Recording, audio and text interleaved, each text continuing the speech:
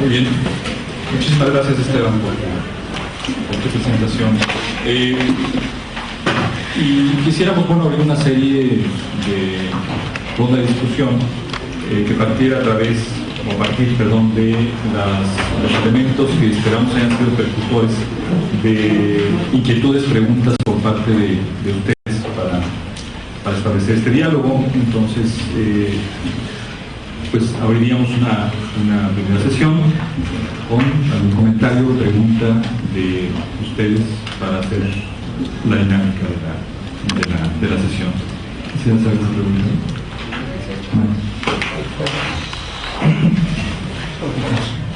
En la discusión desde cómo construimos en el siglo XIX la otra edad, a cómo está la discusión ahora en el reconocimiento de la alteridad. O sea, ¿qué pasó en ese tránsito de escuelas, teorías, en donde la pregunta antropológica vuelve a ser central, si es un reconocimiento del otro o es una construcción del otro? Tú lo planteas como alternativa de construcción y de reconocimiento, así.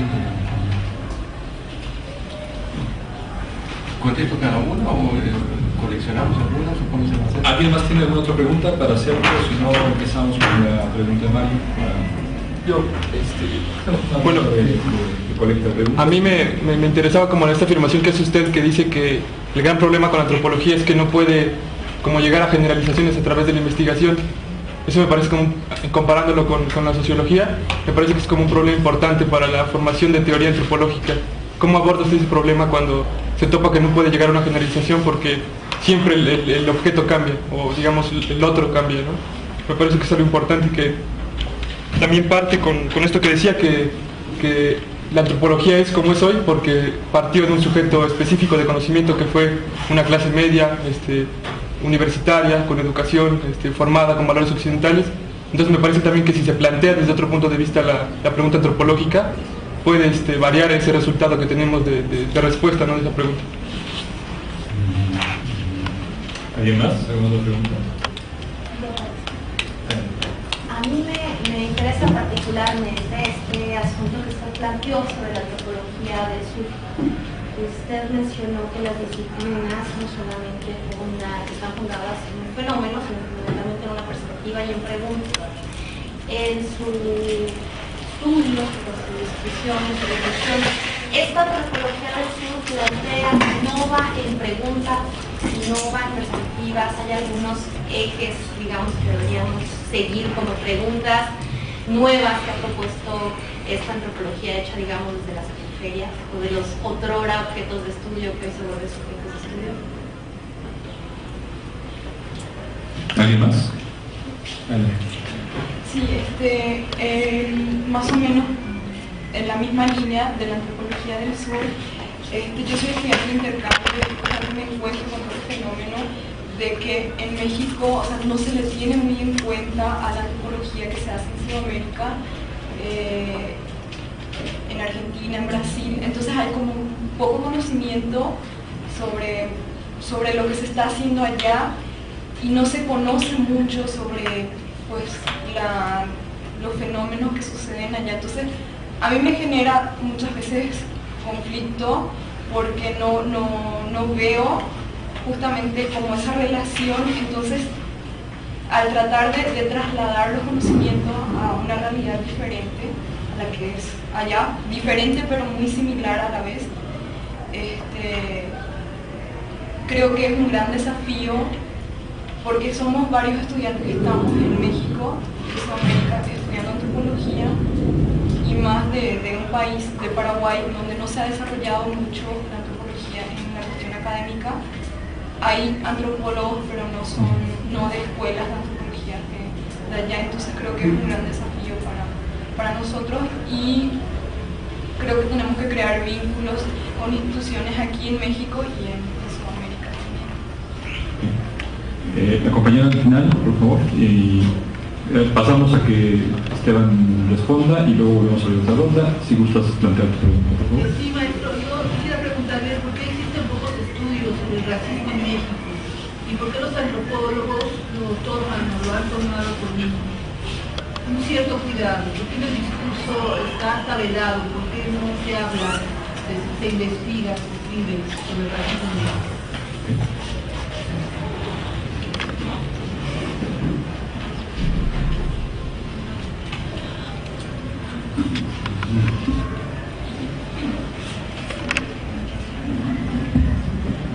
Por combinar un poco algunas de esas preguntas. Yo creo que cambian dos cosas con respecto a la situación inicial de la antropología. Lo que no cambia son las así llamadas tres fuentes de la otredad. Porque si vemos la antropología mexicana y las otras antropologías en América Latina con más y menos, se interesan, aunque con acentos diferentes, eso sería uno de los cambios allá, por las mismas tres fuentes que producen el asombro.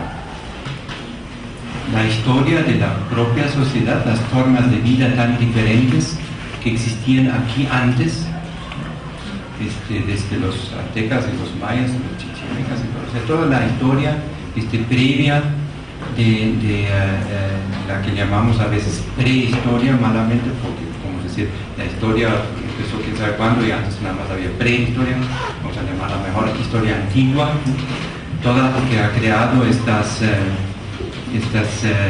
mundialmente famosas zonas arqueológicas y todo esto. Creo que es una cosa que a mucha gente le interesa, incluso gente que no sabe nada de antropología, pues todo el mundo se ha topado alguna vez con una pirámide. Entonces, eso sigue produciendo la pregunta de quién vivía aquí antes y por qué no pudieron resistir a los españoles y qué es lo que sobrevivió de todo esto. Y realmente los mayas de hoy son así como mayas petrificados que vivieron como durante 5 siglos y viven como se vivía entonces, y todas esas ideas que la gente se plantea.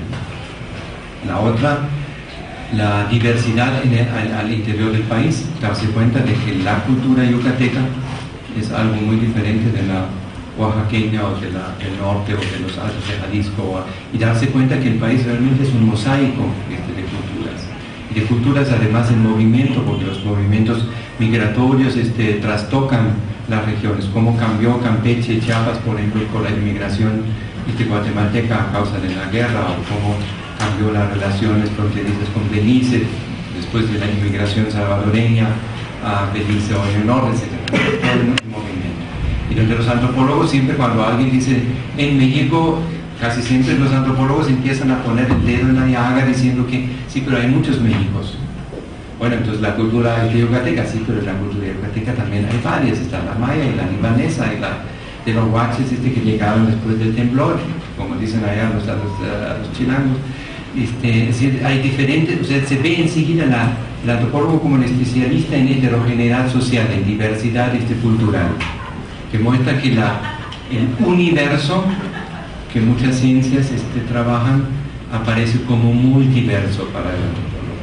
Como, por eso digo yo, las ciencias son una especie, cada ciencia es una especie de perspectiva, es una especie de anteojo con el cual se ve la realidad de otra forma. Y la tercera fuente de otredad, pues las culturas en otras partes.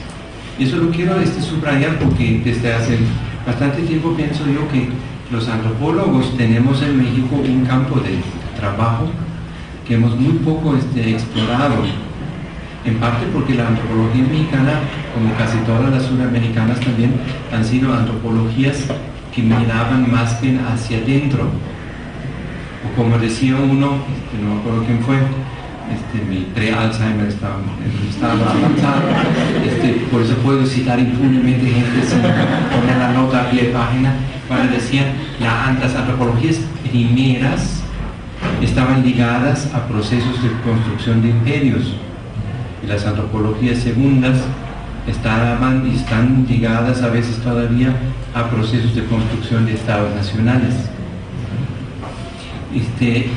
A tal grado que empieza a haber los primeros antropólogos que hacen sus tesis fuera, porque muchas veces cuando antropólogos mexicanos hacían sus tesis doctorales en Francia o en Estados Unidos, luego la investigación la hacían acá, que muchas ventajas y tiene muchas razones para hacerlo. Pero ahora empieza a haber gente que hace sus estudios fuera. Empieza a ver los primeros arqueólogos mexicanos que estudian fuera y participan en proyectos en Egipto y en el sur de Italia y en otras partes, ¿no? Entonces empieza a ver eso y me parece que hay un campo yo no me quiero meter en lo que no me compete, pero ya que van a discutir esos planes de estudios, en México hay muy pocos centros de estudios de otros países o grupos. Por ejemplo, en la UAM hay un grupo que estudia Estados Unidos, que son básicamente economistas, ¿no? Hay un pequeño grupo en Quintana Roo y en el Instituto Mora de estudios del Caribe, ¿no? Ahí ya hay algunos historiadores y algún antropólogo perdido, ¿no? Pero por lo general, quienes estudian otros países son los economistas y los politólogos, casi nunca los antropólogos y los sociólogos. Ahí tendríamos un campo muy grande, ¿no? Porque también México se relaciona cada vez más con otros países, y me acuerdo muy bien cuando fue la primera guerra del Golfo, ¿no? la invasión de Irak a Kuwait, y luego la primera. Entonces, en las altas esferas, incluso de relaciones exteriores y de Televisa y de esas empresas, se decía árabes. Sí, ¿quién sabe de árabes? Antropólogos, otras culturas, a ver si hay algún antropólogo que sabe, que nos puede explicar esos qué hablan, qué comen, cómo viven, qué religión. Ahora todo el mundo piensa, claro, los chiitas y los sunitas, pero nadie sabe cuál es la diferencia en realidad, ¿no? Y lo comento porque en ese momento teníamos en el departamento de antropología de la ONU, teníamos una especialista en Líbano, porque ella venía de Líbano. Entonces la secuestró siglo XXI, con un contrato, pero ya creo que la encerraron en un hotel o algo así, y sacó ese libro sobre el mundo árabe o algo así. Porque no había nadie que pudiera. Tenemos un centro de estudios de culturas de Asia y África que está en el Colegio de México. Los demás son pequeños grupitos. Pues yo creo que ahí los antropólogos podríamos, tendríamos bases disciplinarias para un ejercicio profesional que además tiene futuro. Un cuñado mío trabaja en una empresa multinacional mexicana, ¿no? Y parte de su maestría era, lamentablemente no en México, sino fue durante 6 meses. Cada mes, un fin de semana largo a Florida, y el seminario se llamaba Conducirse en otras culturas. Pues les enseñaban cómo uno debe tratar con árabes, con chinos, con indonesios, qué es lo que comen allá, cuál es la etiqueta, qué cosas no se debe de hacer, qué cosas sí se debe hacer. Se daba una especie de antropología práctica para ejecutivos de altos vuelos. Ahí podría haber antropólogos que enseñan cómo funcionan otras culturas y cómo uno se comporta en otras culturas. En ese sentido, yo creo que hay una cierta continuidad con el siglo XIX. Lo que cambia es las condiciones de una, no puedo decir de otra forma, a pesar de que las palabras no suenan muy elegantes, de la parte más dominada del mundo. Es un mundo donde la antropología se reproduce en condiciones segundas que siempre la empujan a ser de segunda, aunque no tiene que ser así, sino que muchas veces son los antropólogos segundos mismos que a sí mismos se asumen como de segunda. Entonces se quiere siempre que algún antropólogo importante de alguna otra parte diga esa antropología está muy bien. A ningún antropólogo inglés no importa si un francés le dice que su antropología está bien o no, pero a nosotros sí nos importa mucho que nos acepten en ciertos ámbitos de la antropología primera, o ni siquiera enseñamos la nuestra, sino enseñamos antropología británica y francesa y alemana, italiana, española, estadounidense, y la propia donde se enseña eso. Y cuando se enseña con una cadena de errores. Hace poco vi un curso de antropología latinoamericana, todavía no lo puedo creer, pero sí lo copié, después lo quitaron del internet. Antropología latinoamericana era sexualidad, violencia, arte y deporte. Esos eran los temas para la antropología en América Latina. El folclore tal cual, sí, pero hecho por antropólogos latinoamericanos. Entonces, en ese sentido, y eso se toca, me parece, con la otra pregunta, las generalizaciones nacen en la antropología a partir de la comparación. Pero como los fenómenos mismos cambian, también los denominadores comunes cambian. Y los contextos le dan muchas veces también un valor diferente a los mismos conceptos. Por eso usé el ejemplo, si en Europa, vamos a decir, en Holanda se estudian relaciones interculturales e interétnicas, es básicamente un problema a partir de los ciudadanos que les llegan a los holandeses de sus antiguas colonias. En el caso de nosotros, las relaciones interculturales interétnicas tienen un contexto totalmente diferente. Pues la misma palabra se refiere a realidades diferentes. Eso hace también la generalización tan difícil, no imposible, pero ciertamente siempre preliminar y muy diferente de la generalización de los fenómenos de las ciencias biológicas o de las autollamadas exactas.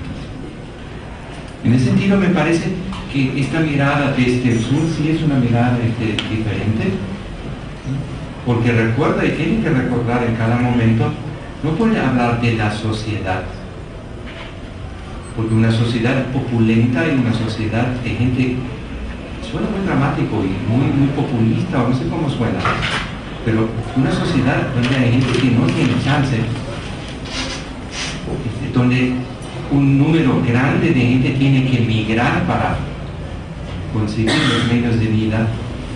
Una sociedad como muchas sociedades africanas y asiáticas, peor todavía que en el caso de las nuestras, donde realmente el problema principal es cómo conseguir la comida del día siguiente, cosa que todos nosotros además con el tiempo, aunque algunos tenemos gente en la familia, así lo tuvimos alguna vez, la misma universidad nos saca de ese ambiente.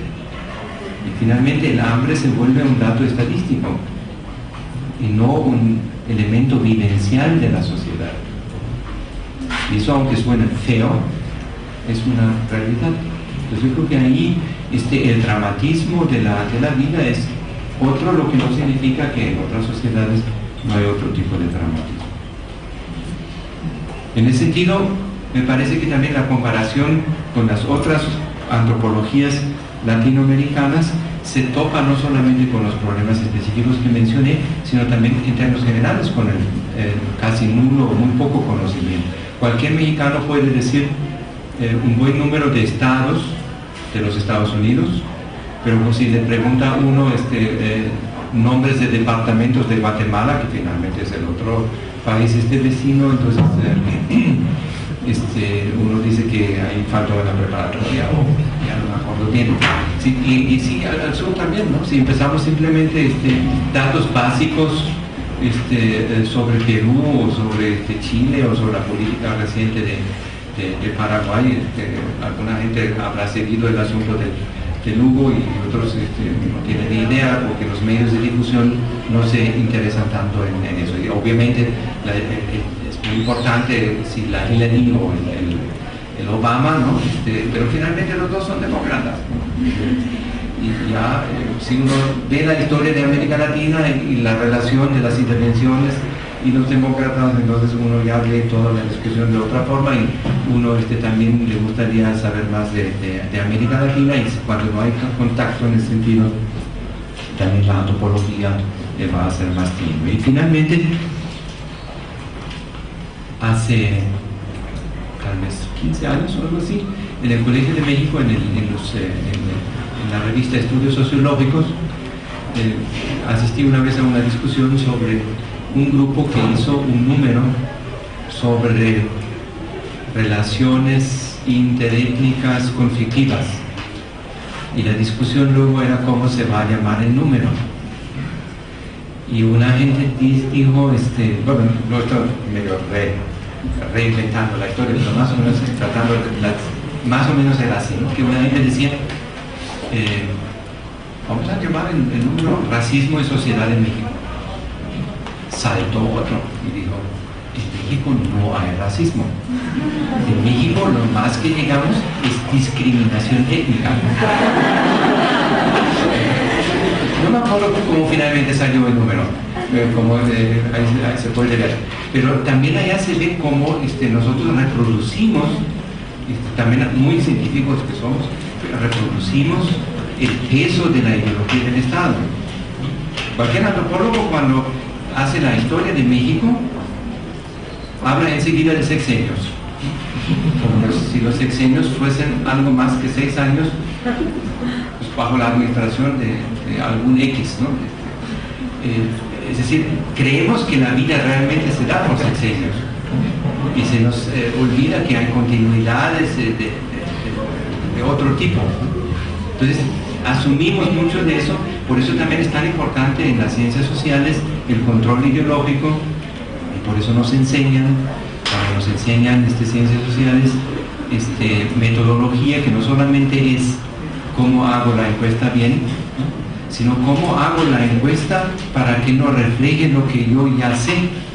Es decir, ese control epistemológico del proceso de conocimiento es tan importante, porque todos estamos bajo el peso legitimatorio del territorio del